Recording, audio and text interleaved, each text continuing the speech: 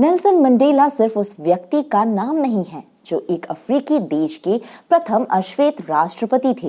Nelson Mandela सिर्फ वो व्यक्ति भी नहीं जो महात्मा गांधी के विचारों को अपनाकर अपने हिस्से का युद्ध लड़ता गया। नेल्सन मंडेला सिर्फ उस नायक का नाम नहीं जिसने सालों साल जेल की चारदीवारी में काट दिया और जब बाहर निकला तो आजादी को साथ लेकर। नेल्सन मंडेला नाम है एक मुकम्मल विचार का, एक क्रांति का।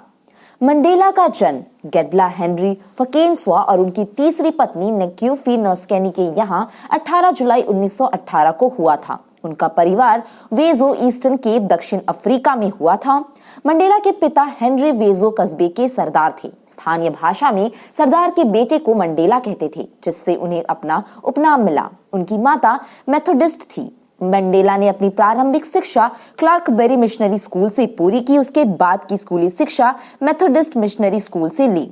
मंडेला जब 12 वर्ष के थे तभी उनके पिता की मृत्यु हो गई, जिसके बाद 1941 में जोहान्सबर्ग वे चले गए, जहां उनकी मुलाकात वॉल्टर सिसुलू और वॉल्टर एल्बर्टाइन से हुई। उन दोनों के राजनीतिक विचारों ने मंडेला पर काफी प्रभाव डाला।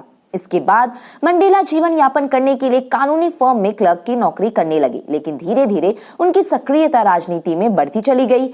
चमड़े के रंग के आधार पर होने वाले सामाजिक भेदभाव को दूर करने के लिए उन्होंने राजनीति में कदम रखा। 1944 में वे अफ्रीकन नेशनल कांग्रेस में शामिल हो गए। अफ्रीकन नेशनल कांग्रेस ने तब रंगभेद के विरुद्ध आंदोलन चला रखा था। इसी वर्ष उन्होंने अपने मित्रों और सहयोगियों के साथ मिलकर African national Congress youth league की स्थापना की। 1947 में वे लीग के सचिव चुने गए।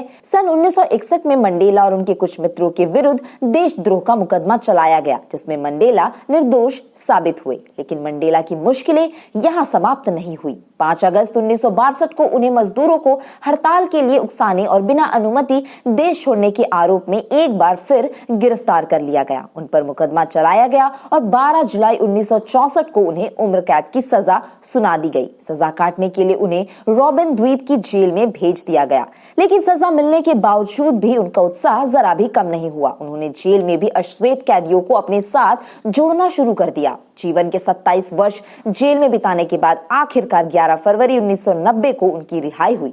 रिहाई के बाद वे दुनिया के नक्शे पर सबसे मजबूत नेता बनकर उभरे। उनकी ख्याति विश्व नेता के तौर पर होने लगी। इसके बाद कुछ समझौते और शांति की नीति द्वारा उन्होंने एक लोकतांत्रिक एवं बहुजातीय अफ्रीका की नींव रखी। वह पहले वहां के अश्वेत राष्ट्रपति बनी। राष्ट्रपति बनने से पूर्व वे दक्षिण अफ्रीका में सदियों से चल रहे रंगभेद का विरोध करने वाले अफ्रीकी नेशनल कांग्रेस और इसके सशस्त्र गुट उमखोंतो के सिजुए के अध्यक्ष रहे। वे दक्षिण अफ्रीका एवं समूचे विश्व में रंगभेद का विरोध करने के प्रतीक बन गए। संयुक्त राष्ट्र संघ ने उनके जन्मदिन को नेशनल मंडेला अंतर्राष्ट्रीय दिवस के रूप में मनाने का निर्णय लिया।